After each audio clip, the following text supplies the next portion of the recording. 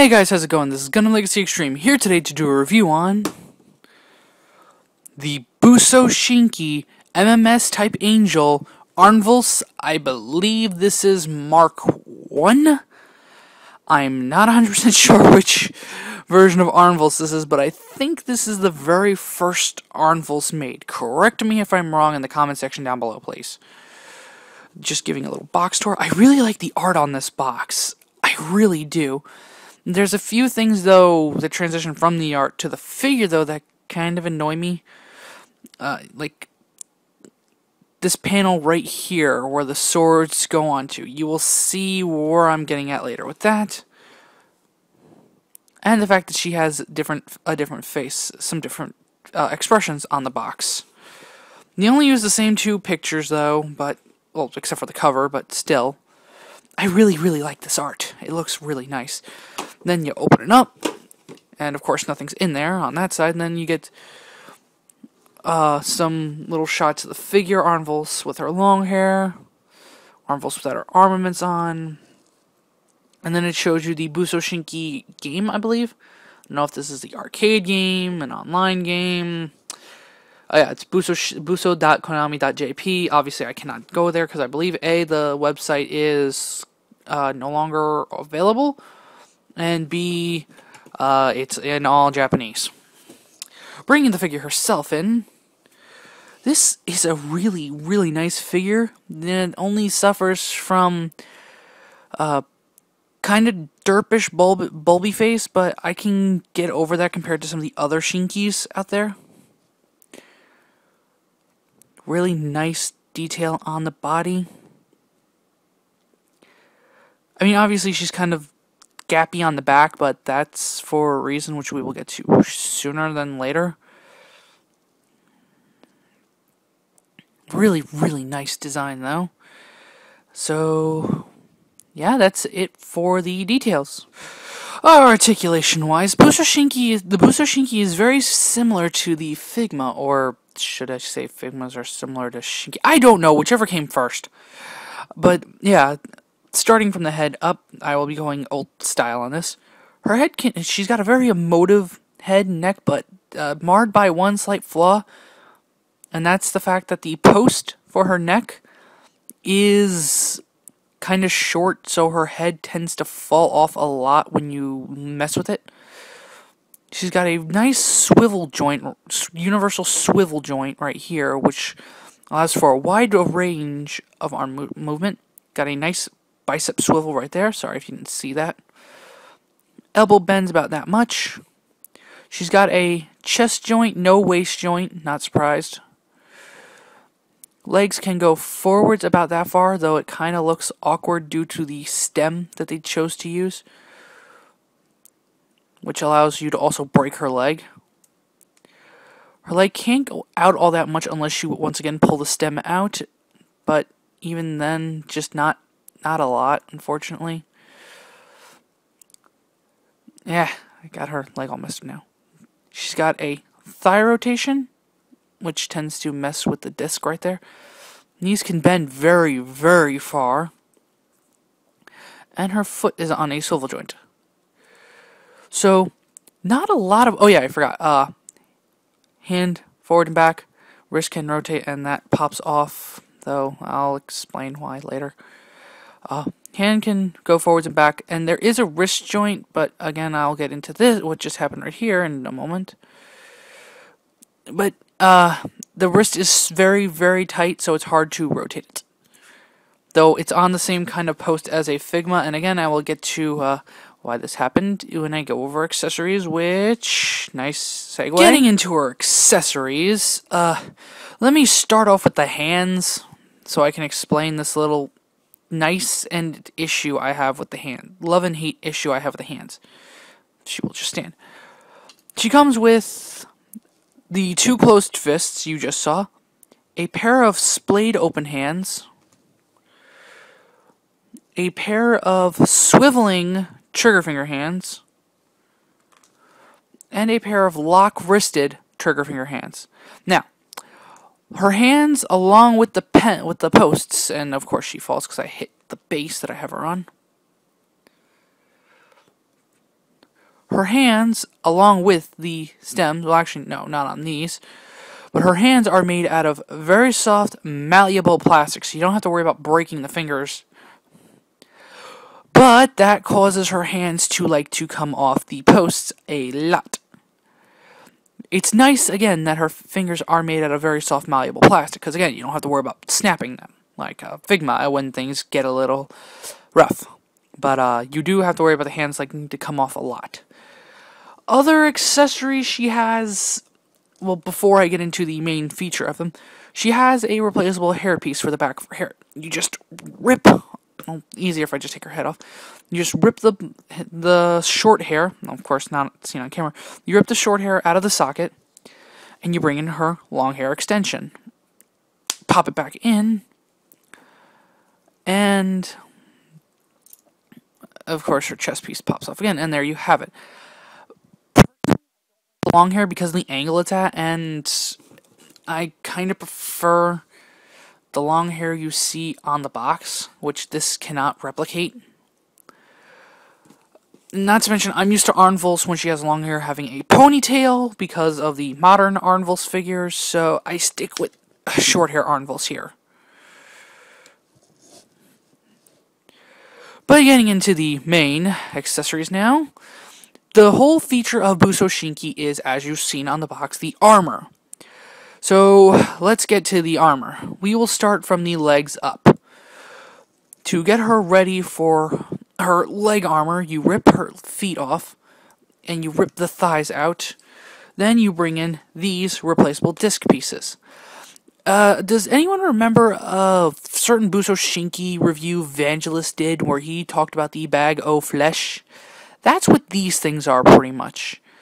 Busou Shinki, because with the Yoko Littner Busou Shinki, you are actually able to take Shinki armor and put it on her. Unfortunately, I don't have a Busou Shinki Yoko Littner to show you, so yeah. You'll just have to find someone else who can do that. Now, here are her leg parts, her leg armor. To put it on, you pull this off, and you slide her foot in, making sure that the long post right here goes into this socket, and the short peg right here goes in there. It should look something, if I can get it in right,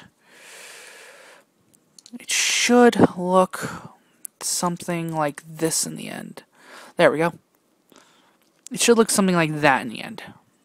And yeah, these pieces will like to spin around a lot. Then you just lock this in place to keep the foot on, and I will go fast for this part.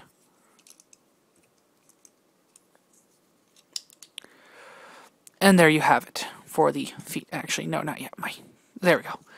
Next up, you take these parts right here, which are her skirt armor, and they peg onto here. The instructions show they're supposed to peg onto this right here.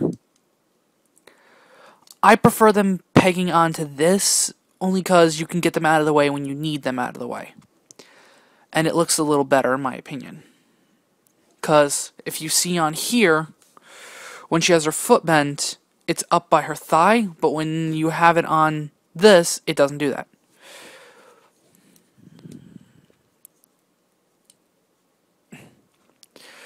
Okay, so we're done with the thighs. We move on up to her upper arms. You pull her hands off first and replace them with these parts.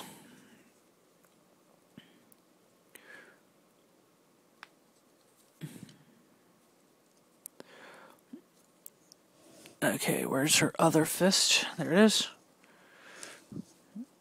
Making sure you have the right part.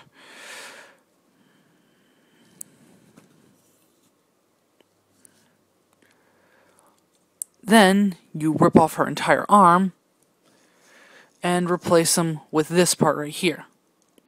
Remember when I told you to remember that certain part on the forearm? I'm getting there.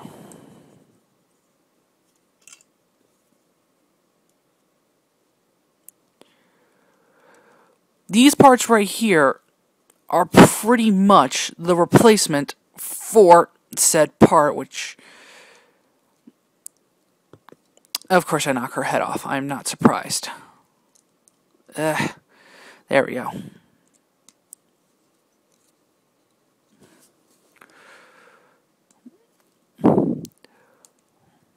Like I was saying, those parts on her forearm are the replacement parts for the mounts for her swords, which you stick on like so.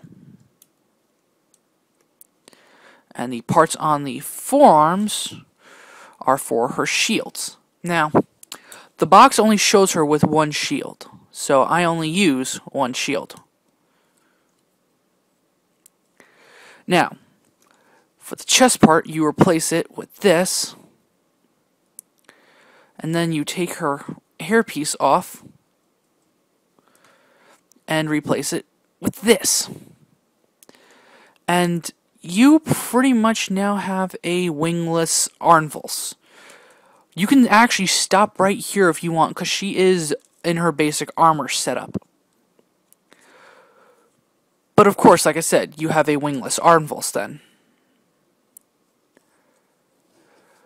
Bringing in her wings, here are the wings. Now, I didn't disassemble them the way they were in packaging, because it's a pain in the ass to set back up. You can't actually put them on her just yet. As you can see, they don't fit. Actually, you couldn't see that. They don't fit. You need to bring in, if I can get it off the base. Yeah, I'm not getting that part off. You need to bring in this. Now, this part isn't supposed to be there. Well, technically it is, but that's for the base. Unfortunately, it's kind of lodged in there. Basically, you take this part right here, and you make sure it goes into those pegs right there. Now, you can take the backpack and plug it on. And you now have Arnval fully armored up. And she is very back heavy, because she has no surface area on her feet to stand. This is where the action base, that is, they give this to you, comes in handy. Just plug it onto that post, and now you have Arnval up in the air. And I need to raise this up.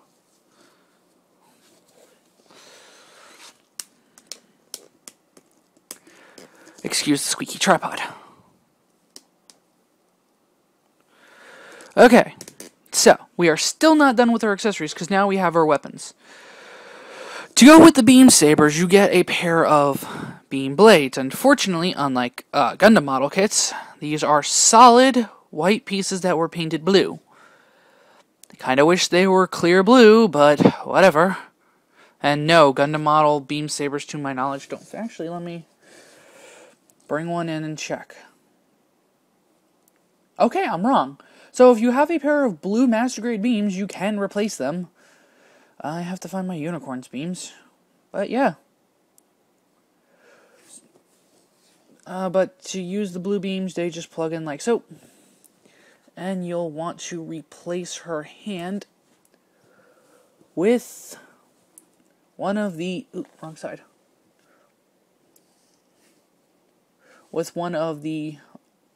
where is it? Oh, there it is. It's lock-wristed trigger finger hands, because unfortunately she doesn't come with any grippy holding things hands. And there you have it. Have her with that. And then, of course, she comes with... Sorry about that, people. I didn't notice I hit my 10-minute recording limit. Okay, as I was saying, she comes with a... Oh, let me do this one again. She comes with a little pistol, a larger spray gun or submachine gun. To put it on, you just split it right here, which actually I didn't know about until just before I started recording. But then, you get to this thing. I can't even get it in full shot without doing that. You get a giant particle gun with a bipod on the bottom. Yeah, this thing is freaking unwieldy as all. I have yet to actually be able to get her to wield it without her wrist. I hate when that happens. I have yet to be able to get her to wield it. Excuse me while I will just put her back into using the non-shield mountable wrist. Put the unlock wristed. I'll put the movable wrist trigger finger hand in. The reason I choose this one is because I tried it with the lock wristed one and it bends. It causes this to bend and get unplugged because this is the only one that actually has a malleable peg. Let's see if I can do this. And of course her arm gets unposed. Unplugged. See if I can actually pull this off. I kind of wish it had some sort of way to lock into the arm. Yeah, just that happens and it makes things a real big mess. If you can somehow manage to wedge it with her wing, then you can get her to wield it, but without wedging it between something, it's unwieldy. So I don't pose her with that. I pose her with the spread gun. Just unlock that, slide this into her hand, and we're done. So, as we sit here watching Arnval spin around, it's time for my final thoughts. Overall, I actually really like this figure. Sans some of my little gripes I have, she was one of the original released Busou Shinki, I believe. And even if she wasn't, she's still one of the more basic Busou Shinki because she's the mascot of the series. Along with Busou Shinki Starf, which I need to get my hands on one of them. I really, really do like this figure. Minus its flaws, it's a really nice looking figure. The stand it comes with is fucking amazing. And she overall is just, it's hard to explain my opinions on this figure. The only problem I have with it is my problem with most Busou Shinki. They're freaking expensive to all hell. I managed to get her for $45 on AmiAmi. Good luck finding her. Again, I cannot find her at a cheap price. And I said AmiAmi, I meant Mandrake. The Busou Shinkis are really expensive, and I am hating the fact that I got into this figure line now.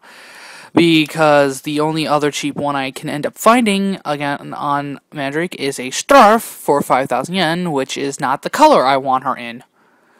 Because I want to get the original colored Starf. Excuse that for a second. If you can find her or any of the other Busou Shinkis at a really cheap price, please don't go after Tempesta Arnvals. I really want to find a cheap one of that.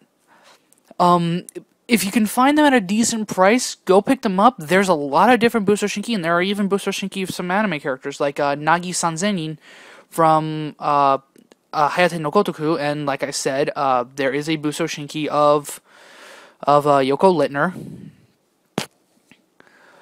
And there are just some really cool looking ones. Like I said, Arnval, Starf. I don't know most of them by their names yet, unfortunately, because I'm just getting into Busou Shinki.